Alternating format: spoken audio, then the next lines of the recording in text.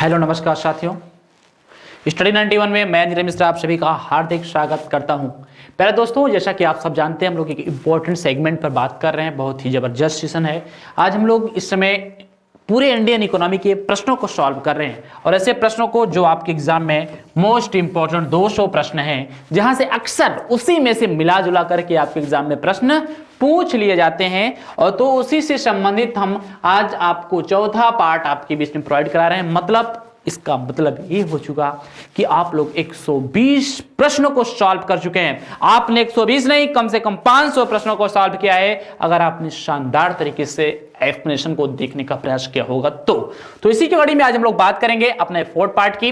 तो सभी लोग लाइव आ जाइए, ज्यादा से ज्यादा दोस्तों को जोड़ लीजिए, वीडियो को शेयर कर दीजिए। और क्योंकि इंडियन इकोनॉमी बहुत जबरदस्त पार्ट होता है साथियों, क्योंकि सिलेक्शन अगर आपका एक नंबर से रुक जाता है तब होता है यार काश पढ़ लिया होता ना तो मजा आ गई। तो ऐसे सोचने की नौबत न आए साथियों, इसलिए पढ़ो। और चलिए आज के सेशन की शुरुआत करते हैं। और अभी तक अगर किसी ने इस वीडियो को चैनल को सब्सक्राइब नहीं किया तो सब्सक्राइब कीजिएगा, और एप्लीकेशन को भी डाउनलोड कर दीजिएगा। गूगल प्ले स्टोर से आप स्टडी 91 के एप्लीकेशन को भी डाउनलोड करिए, वहां से बहुत सारी चीजें आपको फ्री ऑफ कॉस्ट प्रोवाइड हो रही हैं। तो चलिए अब बात करते हैं आज की सेशन का पहला क्वेश्चन। आज थोड़ा अलग टाइप के प्रश्न है, थोड़ा लेवल अच्छा है प्रश्नों का। तो जवाब देना आप शुरू कर दीजिए कि अनुसूचित बैंकों से अभिप्राय उन बैंकों से है जिनका राष्ट्रीयकरण हो चुका है, राष्ट्रीयकरण नहीं हुआ है, मुख्यालय विदेशों में है, या जिनका नाम भारतीय रिजर्व बैंक की दूसरी अनुसूची में शामिल है। दो बार शामिल किया, जिसका नाम भारतीय रिजर्व बैंक की दूसरी अनुसूची में शामिल है।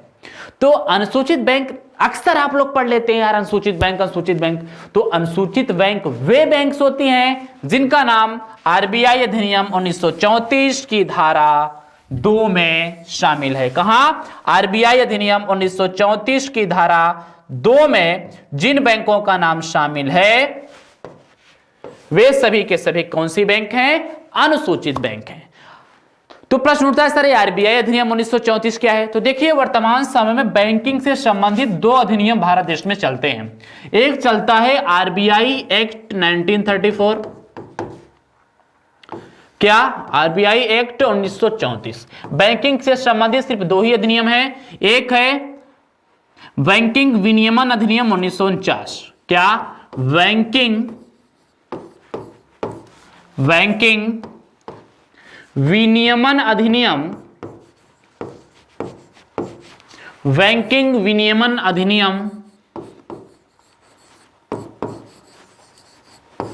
1949। भारत में बैंकों से संबंधित सिर्फ 2 ही अधिनियम हैं, 2 ही नियम कानून है, इस पर कार्य होता है। नेक्स्ट क्वेश्चन नंबर 2, सरकारी भारतीय प्रतिभूति एवं विनिमय बोर्ड की स्थापना कब हुई थी? यानी सेबी पूछ रहा है, security exchange board of India, भारतीय प्रतिभूति एवं विनिमय बोर्ड। यह क्या करता है? स्टॉक एक्सचेंज यानी शेयर मार्केट से संबंधित देखरेख करता है। इसकी स्थापना पूछ रहा है तो 1988 में हुई थी। स्थापना कब हुई? 1988 में। कार्य करना कब से प्रारंभ किया? 1992 से। कार्य करना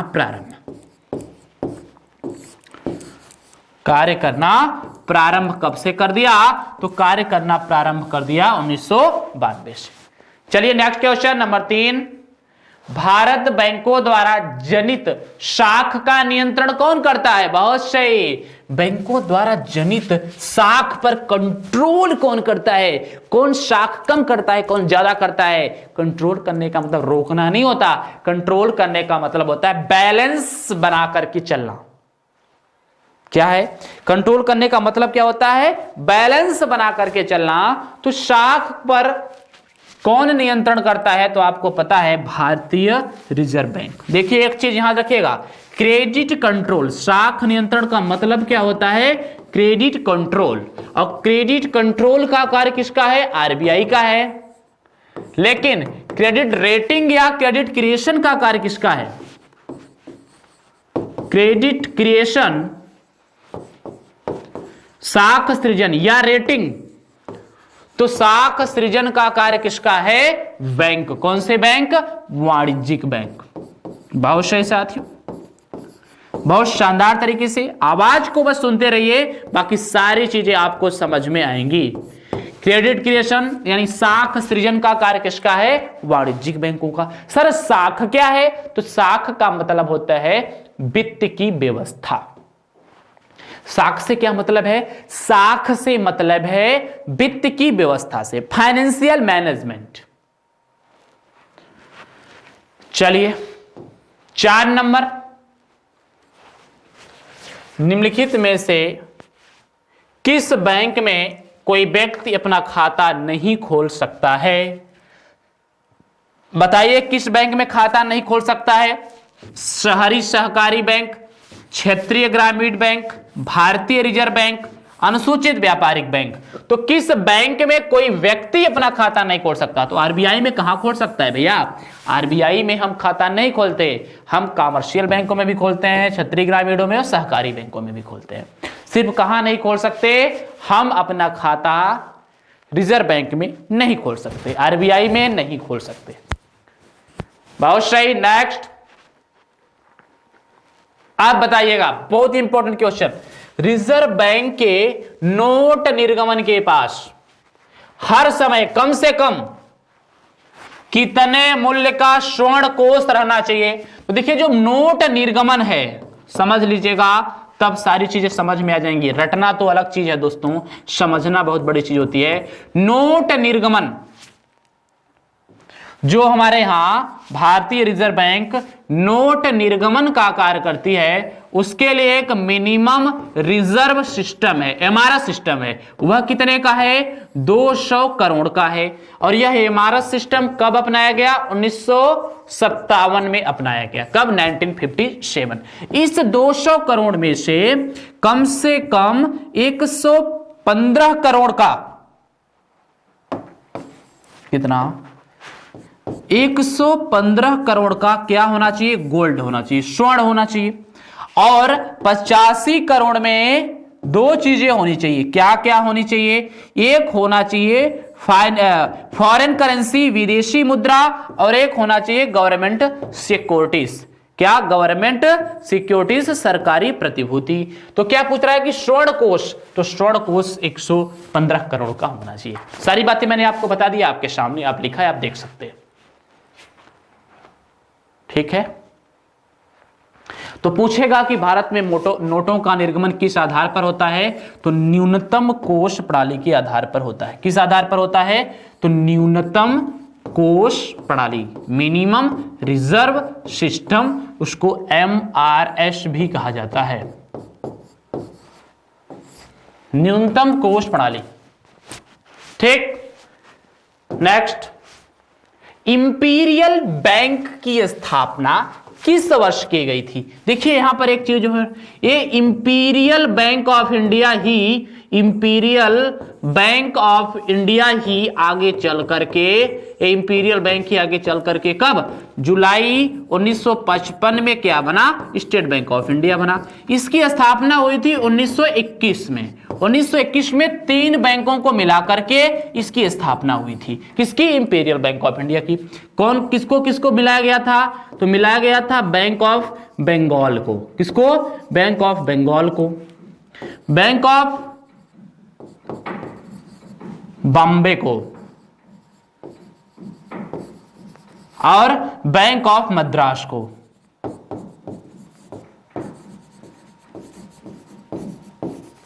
इन तीनों बैंकों को मिलाकर के 1921 में इंपीरियल बैंक ऑफ इंडिया कहा गया। और यही इंपीरियल बैंक ऑफ इंडिया जुलाई 1955 में क्या बन गई? स्टेट बैंक ऑफ इंडिया बन गई। ठीक। नेक्स्ट, भारतीय रिजर्व बैंक की प्रथम महिला डिप्टी गवर्नर, चलिए बताइए। भारतीय रिजर्व बैंक की प्रथम महिला डिप्टी गवर्नर निम्न में से कौन? रंजना कुमार, केजे उदेशी, कंचन चौधरी भट्टाचार्य, प्रतिभा आडवाणी। जल्दी से बताएंगे कि भारतीय रिजर्व बैंक की प्रथम महिला डिप्टी गवर्नर कौन है? तो केजे उदेशी हैं। कौन है? केजे उदेशी। केजे उदेशी क्या है? भारतीय रिजर्व बैंक की प्रथम महिला डिप्टी गवर्नर। नेक्स्ट, अच्छा ये डिप्टी गवर्नर क्या होता है भैया? तो देखिए भारतीय रिजर्व बैंक में 4 डिप्टी गवर्नर होते हैं। उप गवर्नर को डिप्टी गवर्नर मतलब उप गवर्नर, 4 उप गवर्नर होते हैं, 1 गवर्नर होता है। 4 उप गवर्नर और 1 गवर्नर।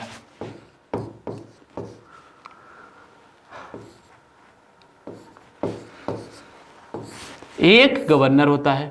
वर्तमान में गवर्नर कौन है? तो शक्तिकांत दास हैं। कौन है? शक्तिकांत दास हैं। और अगर भारत के प्रथम गवर्नर की बात कर ले आरबीआई की तो क्या बताएंगे? Osborne Smith. क्या बताएंगे? Osborne Smith. ये ओसबोर्न स्मिथ क्या है? आरबीआई के प्रथम गवर्नर हैं। नेक्स्ट, भारत में सर्वाधिक शाखाएं किस विदेशी बैंक की हैं? यह क्वेश्चन कई बार पूछा जा चुका है कि सबसे अधिक शाखाएं निम्न में से कौन सी विदेशी बैंक की है? तो बताइए, Standard Chartered Bank, City Bank, A&Z Grindlays Bank, China Trust bank.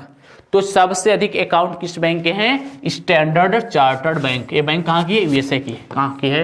USA की है, अमेरिका की है। और सबसे अधिक ब्रांचेस, सबसे अधिक शाखाएं भारत में इसकी ही है, स्टैंडर्ड चार्टर्ड की। नेक्स्ट, कृषि और संबंध गतिविधियों के लिए दिए गए ऋण बैंक किस वर्ग में वर्गीकृत करता है? इस क्वेश्चन रिपीटेड है साथियों।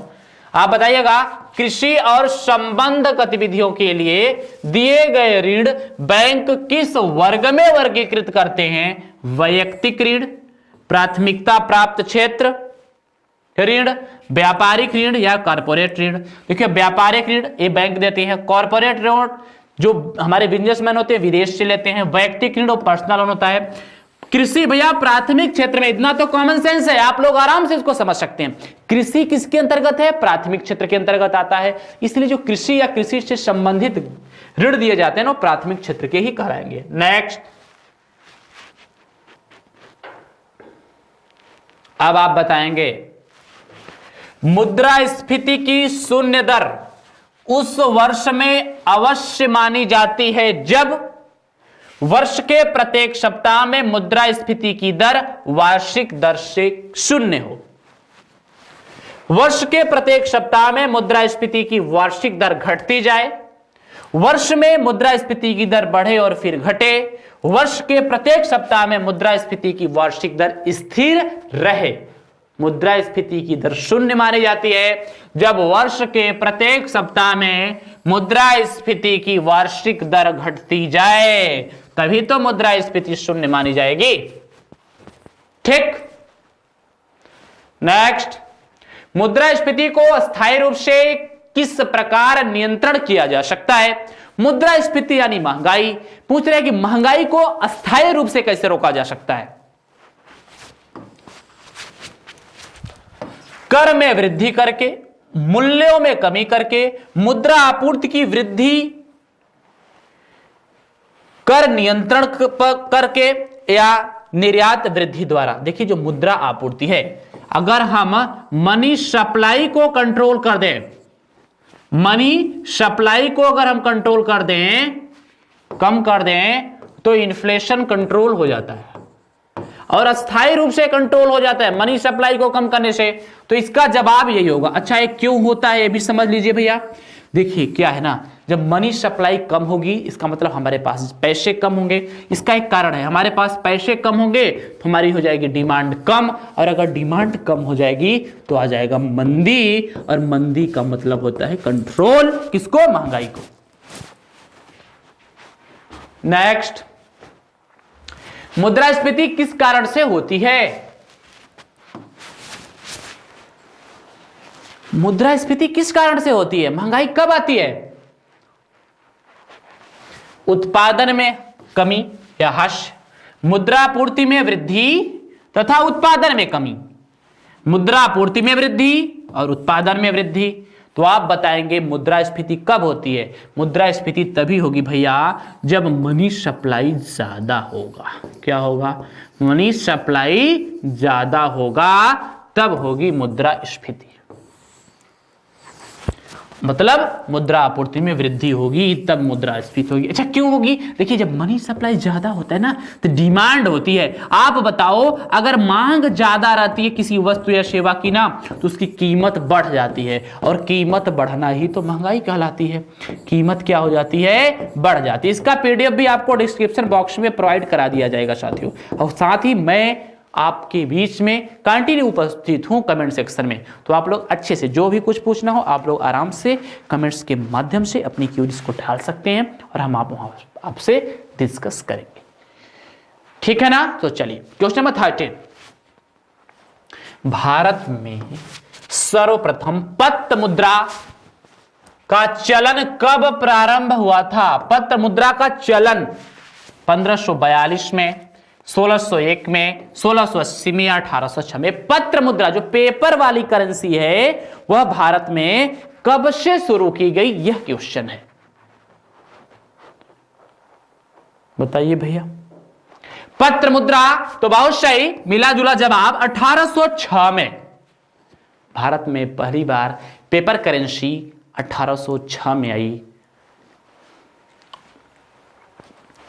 ठीक मुगल काल उस समय था। काली मुद्रा की सबसे मान्य परिभाषा क्या है? काली मुद्रा भैया ब्लैक मनी, इंग्लिश वाले समझ जाओ, काली मुद्रा कोई मुद्रा काली नहीं होती, ये होती है ब्लैक मनी। ये काली मुद्रा पूछ रहा है कि ब्लैक मनी यानी काली मुद्रा की सबसे मान्य परिभाषा क्या है? यह गैर कानूनी आय है, यह बिना बताई गई एवं छिपाई गई आय है, यह ऐसी आय है जिसका औचित्य ही नहीं है, यह वह आय है जिस पर कर आवंचन नहीं हुआ है। काली मुद्रा क्या होती है? ब्लैक मनी क्या होती है ना, जिस पर लोग टैक्स नहीं देना चाहते, टैक्स से बचना चाहते हैं। तो इसका सही जवाब क्या होगा? Option D. यह इकट्ठा कैसे होती है? लोग क्या करते हैं? चुपके चुपके इकट्ठा करते हैं, कैश रूप में, चेक या बैंक में नहीं, कैश रूप में अपने घरों में इकट्ठा करते हैं कर से बचने के लिए। नेक्स्ट, भारत में किसे बैंकों का बैंक कहा जाता है? चलिए बताइए, बड़ा सामान्य सा प्रश्न है कि बैंकों का बैंक किसे कहा जाता है? भारतीय रिजर्व बैंक को, भारतीय स्टेट बैंक को, बैंक ऑफ इंडिया को, सेंट्रल बैंक ऑफ इंडिया को। तो बैंकों का बैंक, इसका मतलब पहले समझिएगा। बैंकों का बैंक का मतलब यह हो जाता है कि वह जैसे हमारे लिए बैंक काम करते हैं उसके लिए भी बैंक ऐसे काम करते हैं। ऐसा काम कौन करता है? भारतीय रिजर्व बैंक ही है जो बैंकों के बैंक के रूप में कार्य करता है, यानी बैंकों को ऋण भी देता है, बैंकों के नगदी को अपने पास रखता भी है, सौंपता भी है। उसी को क्या कहा जाता है? भारतीय रिजर्व बैंक, यानी बैंकों का बैंक। नेक्स्ट, भारतीय रिजर्व बैंक का कार्य नहीं है। प्रश्न क्या है कि भारतीय रिजर्व बैंक का कार्य क्या नहीं है? करेंसी नोट जारी करना, मुद्रा योजना बनाना, भारत के सभी बैंकों पर नियंत्रण रखना, निर्यातकर्ताओं को ऋण देना। चलिए, तो भारतीय रिजर्व बैंक का कार्य क्या नहीं है? तो देखिए दोस्तों, अगर आप सामान्य तरीके से देख रहे होंगे बहुत आराम से, तो आप देखेंगे कि भारतीय रिजर्व बैंक करेंसी जारी करता है।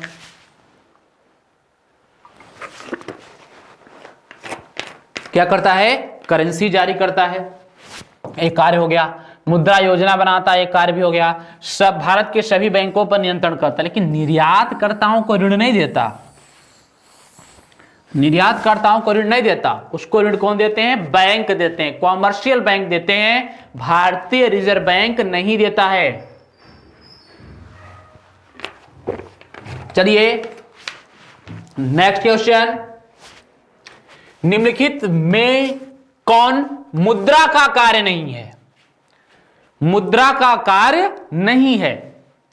मूल्य का मापन, मूल्य का हस्तांतरण, मूल्य का संचयन, मूल्य का स्थिरीकरण।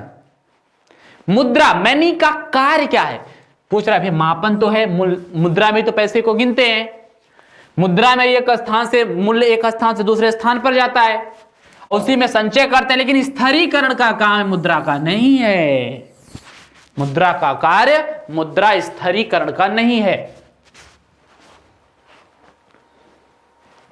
ठीक है ना? चलिए नेक्स्ट, ऐसी विदेशी मुद्रा जिसमें शीघ्र पलायन कर जाने की प्रवृत्ति हो उसको क्या कहते हैं? ऐसी विदेशी मुद्रा जिसमें शीघ्र पलायन कर जाने की प्रवृत्ति हो उसको क्या कहते हैं? दुर्लभ मुद्रा, सुलभ मुद्रा, स्वर्ण मुद्रा या गर्म मुद्रा। शीघ्र पलायन कर जाने की शक्ति हो, बहुत तेजी से चलती हो, तो उस मुद्रा को कौन सी मुद्रा कहा जाता है? तो जल्दी से आप लोग जवाब देंगे कि ऐसी विदेशी मुद्रा जिसके शीघ्र पलायन करने की शक्ति हो उसको कहेंगे गर्म मुद्रा। स्वर्ण मुद्रा धातु मुद्रा होती है जो धातु से बनती है। सुलभ मुद्रा उसको कहते हैं जो आसानी से उपलब्ध हो, जो आसानी से उपलब्ध हो।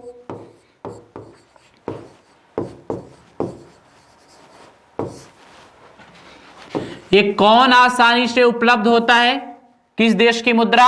विकासशील और अल्प विकासशील देश की मुद्रा। जैसे भारतीय रुपया, कब? जब मांग है कम और लेकिन मुद्रा क्या है? ज्यादा, आपूर्ति क्या है? उस मुद्रा की ज्यादा है, तो भैया सुलभ मुद्रा होगी।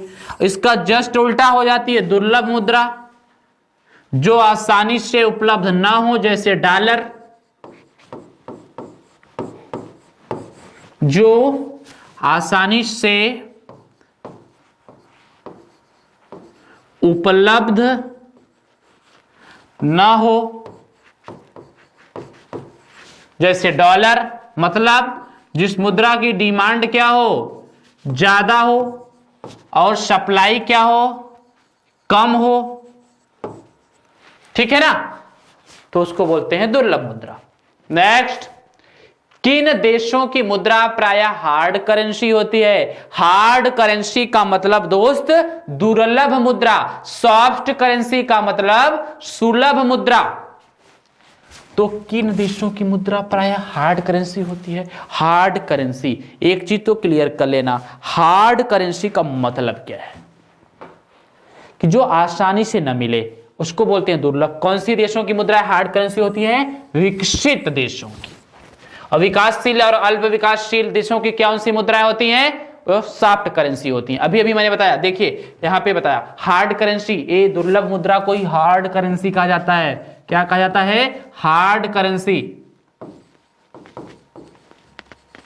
इसको हार्ड करेंसी कहते हैं। नेक्स्ट, चलिए हो गया ना? अब 20 नंबर क्वेश्चन की बात कर लेंगे।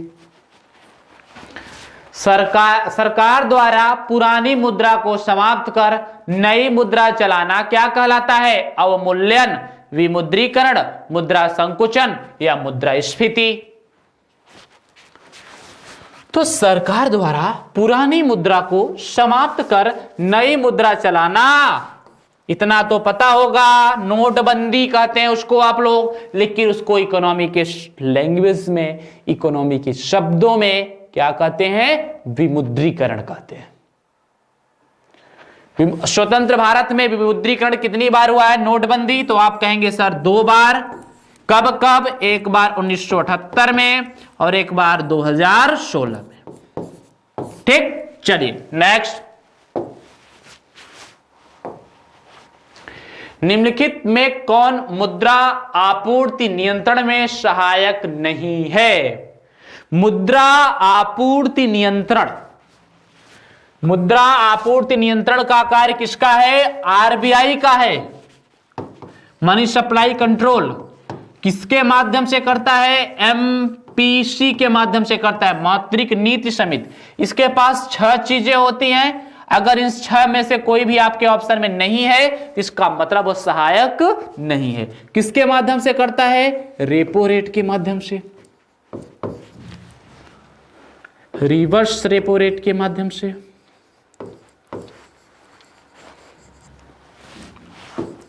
बैंक रेट के माध्यम से, कैश रिजर्व रेशियो यानी नगद आरक्षित अनुपात के माध्यम से, या मुद्रा आरक्षित अनुपात के माध्यम से, स्टेचुअरी लिक्विडिटी रेशियो यानी सांविधिक तरलता अनुपात के माध्यम से, और ओपन मार्केट ऑपरेशन के माध्यम से, और इसी को कहा जाता है मार्जिन लिमिट। ठीक है, तो मुद्रा आरक्षित अनुपात, बैंक दर नीति, मार्जिन आवश्यकता में परिवर्तन, ये मुक्त बाजार नीति नहीं है। मुक्त बाजार नीति मुद्रा आपूर्ति के नियंत्रण में सहायक नहीं होती है। नेक्स्ट क्वेश्चन, वह अवस्था जिसमें मुद्रा का मूल्य गिर जाता है और कीमतें बढ़ जाती हैं, क्या कहलाती है वह अवस्था? वह अवस्था जिसमें मुद्रा का मूल्य गिर जाता है और कीमतें बढ़ जाती हैं। देखिए पहले क्या होता है ना, पहले इन्फ्लेशन आता है। पहले क्या आता है? इन्फ्लेशन। इन्फ्लेशन का मतलब होता है महंगाई। महंगाई का मतलब होता है मुद्रास्फीति। क्या? मुद्रास्फीति। मुद्रास्फीति में क्या होता है ना भैया कि 10 रुपए की चीज मिलने लगती है 15 की, तो आपकी मुद्रा की जो वैल्यू होती है ना वह हो जाती है कम। तो मुद्रा की वैल्यू कम होती है कब? जब होता है मुद्रास्फीति, और कीमतें बढ़ जाती हैं, 10 की 15 हो जाती हैं। तो किसी भी वस्तु के बदले अगर आप रुपए ज्यादा खर्च कर रहे हैं, इसका मतलब है वहां पर आपके मुद्रा की वैल्यू कम है। नेक्स्ट, लगातार बढ़ती कीमतों की प्रक्रिया क्या कहलाती है? When general price level increase continuously, कीमत लगातार बढ़ रही है, लगातार बढ़ रही है, तो उसको क्या बोलते हैं? उसको बोलते हैं मुद्रा अपस्फीति। कब होता है? जब डिमांड क्या हो? ज्यादा हो। डिमांड ज्यादा कब होगी? जब मनी सप्लाई यानी मुद्रा आपूर्ति ज्यादा होगी। मुद्रा आपूर्ति के लिए एक अच्छा सा शब्द है क्या? तरलता। जब तरलता ज्यादा होगी तब डिमांड ज्यादा होगी, और डिमांड ज्यादा होने से क्या होता है? इन्फ्लेशन होता है। वस्तुओं और सेवाओं की कीमतों में लगातार वृद्धि होती रहती है। वही आपका प्रश्न है। सही जवाब है मुद्रास्फीति। सही जवाब क्या? मुद्रास्फीति। तो शायद आपको समझ में आ गया होगा कि अगर वस्तुओं और सेवाओं की कीमतों में लगातार वृद्धि हो रही है तो उसको क्या बोलेंगे? मुद्रास्फीति बोलेंगे। नेक्स्ट, निम्नलिखित में वह वर्ग कौन सा है जिसको मुद्रास्फीति के कारण सबसे अधिक हानि होती है? क्या होती है? हानि होती है। कि देनदार, लेनदार, व्यापारिक वर्ग, वास्तविक परिसंपत्ति के धारक। देनदार का मतलब होता है जो पैसा देता है यानी ऋणी,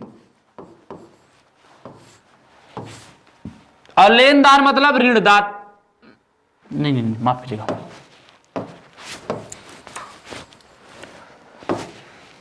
देनदार का मतलब ऋणदाता,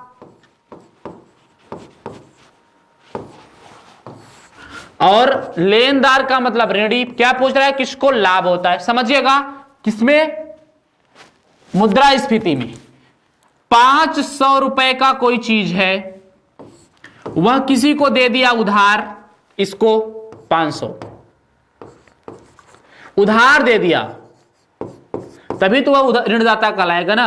और इसके बाद आ गई महंगाई, यह सामान हो गया 550 का, लेकिन वह इसको कितना लौटाएगा? 500 ही लौटाएगा। तो इसमें इसका क्या हो गया? घाटा। प्रश्न क्या पूछ रहा है कि किसको अधिक हानि होती है? तो देनदार को अधिक हानि होती है। लेनदार को क्या होता है? फायदा होता है। व्यापारिक वर्ग को भी मुद्रास्फीति में फायदा होता है क्योंकि महंगाई रहती है, और जिसकी संपत्ति है उसको भी फायदा ही होता है। नेक्स्ट, मुद्रास्फीति से कौन लाभ कमाता है? भैया बचत करता, जो बचत तो कम हो जाएगी।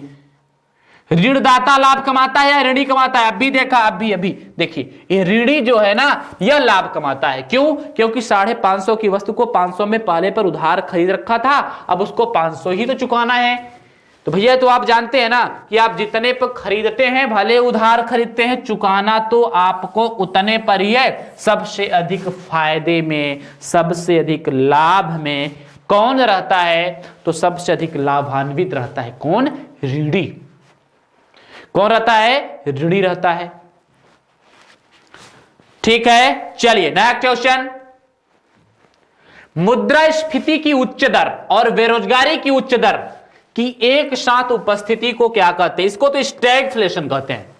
स्टैगफ्लेशन कहते हैं। देखिए, जब महंगाई भी अच्छी हो, ये भी क्वेश्चन कई बार यूपी पीसीएस में भी पूछा जा चुका है, जब महंगाई भी ज्यादा हो और साथ ही साथ बेरोजगारी भी ज्यादा हो,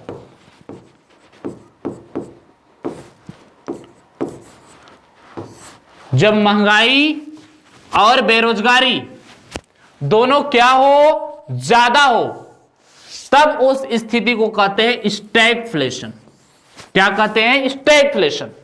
इसका कोई विशेष कॉन्सेप्ट नहीं है, इसको आपको याद करना पड़ेगा कि जब महंगाई भी खूब ज्यादा हो और बेरोजगारी भी खूब ज्यादा हो तो उस स्थिति को कहते हैं क्या? स्टैगफ्लेशन। जैसे भारत में इस समय क्या है? स्टैगफ्लेशन है, महंगाई भी है और बेरोजगारी भी है। Next question. मुद्रास्फीति को इनमें से किसके द्वारा रोका जा सकता है? मुद्रास्फीति को इनमें से किसके द्वारा रोका जा सकता है? बचत का बजट, प्रत्यक्ष कराधान में वृद्धि, ब्याज दर में कमी या वस्तुओं की राशनिंग। तो मुद्रास्फीति को इनमें से किसके द्वारा रोका जा सकता है, यानी महंगाई को कैसे कम किया जा सकता है, यह पूछा है। तो क्या होगा?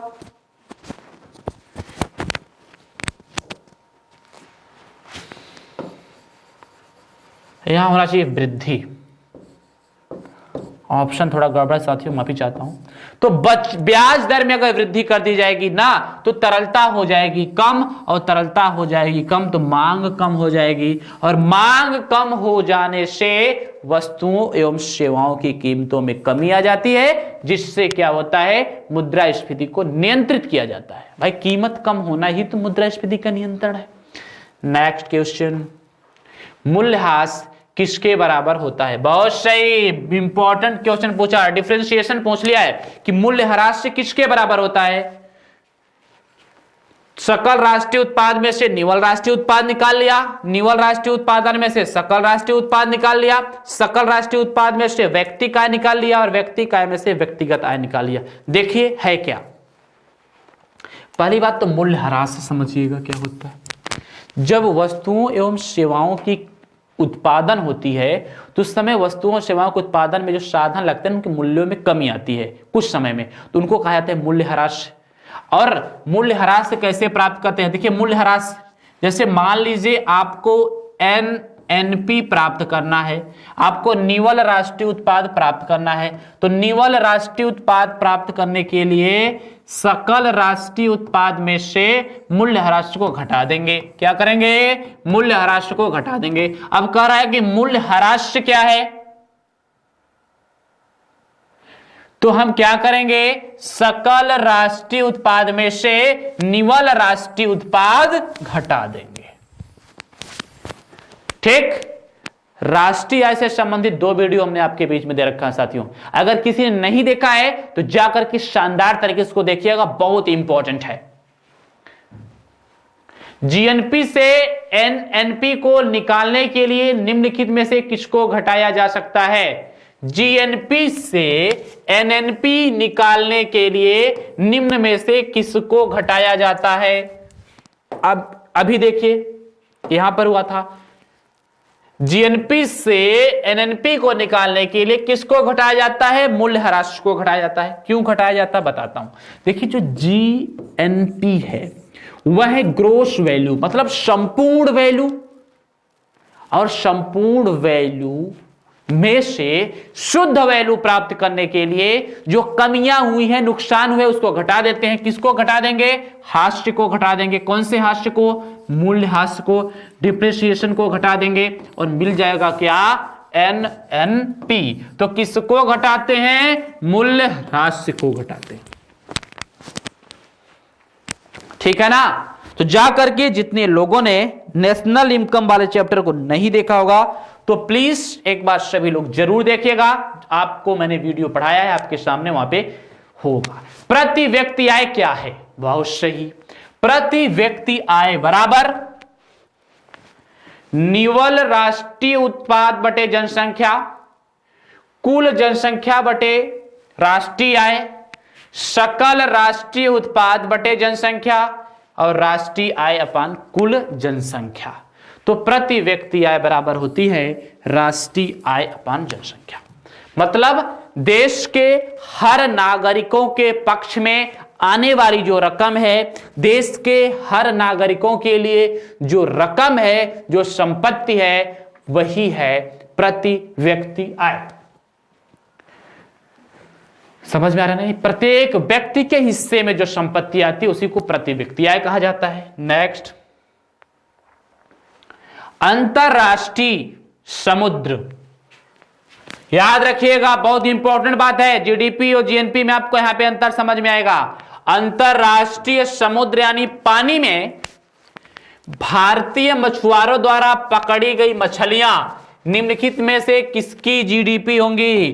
किसकी जीडीपी होंगी बताइए? भारत की जीडीपी या श्रीलंका की जीडीपी? भारत श्रीलंका की जीडीपी, भारत तथा श्रीलंका दोनों की जीडीपी, भारत की जीडीपी और भारत और इंडोनेशिया की जीडीपी। भारतीय मछुआरे समुद्र में, अंतरराष्ट्रीय समुद्र में मछली पकड़ कर ला रहे हैं, वह किसके जीडीपी का हिस्सा होगा? तो भारत के जीडीपी का हिस्सा होगा। देखिए क्या कहा गया है कि किसी एक वित्तीय वर्ष के दौरान देश के राजनीतिक सीमा के अंदर, भौगोलिक सीमा नहीं, राजनीतिक सीमा के अंदर जो भी उत्पादन होता है वह जीडीपी का हिस्सा होता है। समुद्र हमारा भौगोलिक सीमा तो नहीं है लेकिन राजनीतिक सीमा जरूर है। नेक्स्ट, सकल घरेलू उत्पाद किसका मुद्रा मूल्य है? सकल घरेलू उत्पाद किसका मुद्रा मूल्य है? मतलब पूछ रहे जीडीपी किसका मुद्रा मूल्य है? वस्तुओं सेवाओं के स्टॉक का। स्टॉक का तो नहीं होता है, एक वर्ष में उत्पादित सभी अंतिम वस्तुओं और सेवाओं का यही तो होता है। केवल बाजार ना, बाजार के लिए ना। इसका सही जवाब क्या है भैया? जीडीपी क्या होती है? एक वित्तीय वर्ष में उत्पादित वस्तु और सेवा का अंतिम मौद्रिक मूल्य। जीडीपी क्या होती है? एक वर्ष में उत्पादित वस्तु एवं सेवा का अंतिम मौद्रिक मूल्य क्या कहलाता है? जीडीपी कहलाता है। बहुत ही शानदार, बहुत ही शार्प तरीके से साथियों हम लोग आगे बढ़ रहे हैं। तो प्लीज एक बार सभी लोग वीडियो को शेयर करके अपनी संख्या को बढ़ाएंगे, ठीक है ना? चलिए नेक्स्ट, किसी राष्ट्र की राष्ट्रीय आय होती है, किसी राष्ट्र की राष्ट्रीय आय होती है सरकार का वार्षिक राजस्व, उत्पादन कार्यों का योगदान, सार्वजनिक क्षेत्र के उद्यमों का अधिशेष, निर्यात से यातायात घटा करके राष्ट्रीय आय प्राप्त करते हैं। तो प्रश्न क्या है कि किसी भी देश की राष्ट्रीय आय क्या होती है? बताइए। तो जो उत्पादन होता है, संपूर्ण उत्पादन का जो योगफल होता है वही राष्ट्रीय आय होता है। संपूर्ण उत्पादन का जो योगफल होता है वही राष्ट्रीय आय होता है। ठीक, बहुत सही। चलिए 34 नंबर क्वेश्चन बताइएगा, निम्न में से किस राज्य की प्रति व्यक्ति आय सबसे अधिक है? बहुत सही, किस राज्य की प्रति व्यक्ति? देखिए प्रति व्यक्ति आय ना वहां की ज्यादा होगी जहां की जनसंख्या कम होगी। तो अब इतना मैंने आपको हिंट दे दिया, अब तो आप लोग बता ही देंगे कि किस राज्य की प्रति व्यक्ति आय सबसे ज्यादा है, तो इसमें से सबसे कम जनसंख्या किसकी है? गोवा की है। सबसे कम जनसंख्या किसकी है? गोवा की है। नेक्स्ट, हिंदू वृद्धि दर किससे संबंधित है? बहुत इंपॉर्टेंट क्वेश्चन है। हिंदू वृद्धि दर किससे संबंधित है? सभी लोग जवाब देंगे इसका, फिर मैं दूंगा। प्रति व्यक्ति आय से, राष्ट्रीय आय से, साक्षरता से, जनसंख्या से? बताइए, हिंदू वृद्धि दर किससे संबंधित है? प्रति व्यक्ति आय, राष्ट्रीय आय, साक्षरता या जनसंख्या? तो किससे है? राष्ट्रीय आय से। तो जो कवरेज चल रहा है ना, ये इकोनॉमी का बहुत ही शानदार कवरेज है। और आज के 40 क्वेश्चंस पूरे होने के बाद हम लोग 160 प्रश्नों को पूरा कर चुके होंगे। फिर हम लोग 5वें पार्ट में आएंगे 40 प्रश्नों के साथ। 200 अति महत्वपूर्ण अक्सर एग्जाम में पूछे जाने वाले प्रश्न आपके बीच में प्रोवाइड करा चुका रहूंगा। ठीक है, नेक्स्ट क्वेश्चन। प्रति व्यक्ति आय निकालने के लिए राष्ट्रीय आय को भाग दिया जाता है देश की कुल जनसंख्या से, कुल कार्यशील जनसंख्या से, देश के क्षेत्रफल से, प्रयुक्त पूंजी के परिमाण से। तो भैया, प्रति व्यक्ति आय, पर कैपिटा इनकम निकालने के लिए राष्ट्रीय आय में जनसंख्या से भाग देंगे। राष्ट्रीय आय और कुल जनसंख्या का अनुपात ही एक कार्यशील जनसंख्या का मतलब जो काम में लगी है, जो काम में नहीं लगी है वो देश का हिस्सा नहीं है, तो क्या देश की कुल जनसंख्या से भाग देते हैं। ठीक, किससे भाग देंगे भैया? देश की कुल जनसंख्या से भाग देंगे प्रति व्यक्ति आय को निकालने के लिए राष्ट्रीय आय में। अल्प विकसित देशों में गरीबी का मुख्य कारण क्या है? अल्प विकसित देशों में गरीबी का मुख्य कारण शैक्षिक निष्क्रियता, आय में असमानता, सांस्कृतिक गतिविधियों का अभाव, लोगों में बुद्धि का अभाव। तो देखिए, जो अल्प विकसित देश है ना, वहां कुछ लोगों के पास पैसे बहुत ज्यादा हैं और कुछ लोगों के पास बिल्कुल नहीं है, मतलब वो गरीब है तो बहुत ज्यादा और कम, इसके बीच क्या है? असमानता, डिफरेंशियलिटी है। तो आय में असमानता की वजह से ही क्या होती है? अल्प विकसित देशों में होती है गरीबी। किसके वजह से? आय में असमानता की वजह से। 38, निम्न में से कौन सा मानव विकास सूचकांक में शामिल नहीं है? मानव विकास सूचकांक में 3 चीज शामिल की जाती है। क्या क्या? जीवन प्रत्याशा, जीवन प्रत्याशा, जीवन प्रत्याशा का मतलब कितने दिन तक आदमी जीता है। सेकंड, प्रति व्यक्ति आय। थर्ड, साक्षरता। अब क्या शामिल नहीं किया जाता, अब आप खुद समझ लीजिए। सामाजिक असमानता शामिल नहीं किया जाता। किसमें? मानव विकास सूचकांक में। मानव विकास सूचकांक में क्या शामिल नहीं करेंगे? तो मानव विकास सूचकांक में सामाजिक असमानता। अच्छा, मानव विकास सूचकांक दिया किसने था? HDI, ह्यूमन डेवलपमेंट इंडेक्स, यह दिया था महबूब उल हक ने। कौन? महबूब उल हक।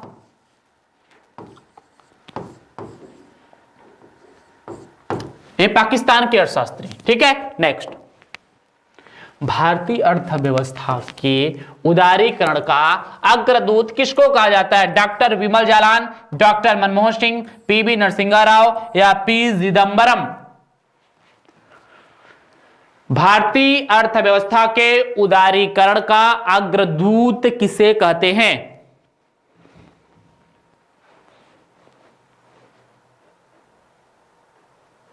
तो भारतीय अर्थव्यवस्था के उदारीकरण का अग्रदूत कहा जाता है PV नरसिम्हा राव को। किसको?